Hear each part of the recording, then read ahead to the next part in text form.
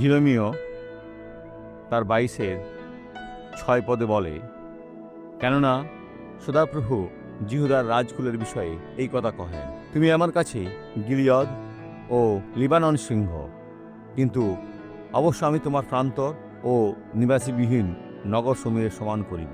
কেন তিনি এমন বলেছেন? কারণ জিহুদার রাজা ভুল ছিলেন আর তিনি এটা স্বীকার করেননি। বোকা, উনি ঈশ্বরকে প্রতিরোধ করেছে আর মারা গিয়েছেন। তিনি মন্দিরতে গিয়েছিলেন আর গন্ধক ও আগুনের ঘদে নিক্ষেপ হয়েছেন। যিশুর কাছে ফিরে আসুন।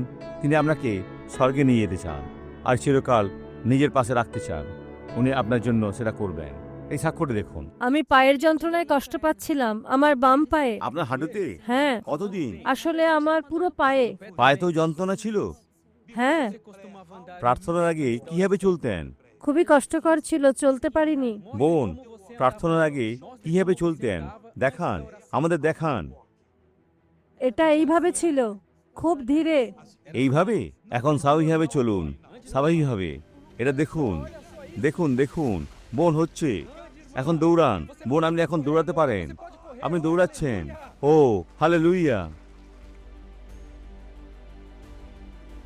আসুন প্রার্থনা করি। পিতা, যারা আমার সাথে প্রার্থনা করছে তাদের হয়ে প্রার্থনা করি। যাদের উদ্ধারের দরকার, আমি বলি, মন্দ এই ব্যক্তির থেকে এখনই বেরিয়ে যাও, চলে যাও, আর এদের বিরক্ত করবে না, যিশুর নামে। আর আপনি বলুন, আমি বিশ্বাস করি। ঈশ্বর আশীর্বাদ করুন।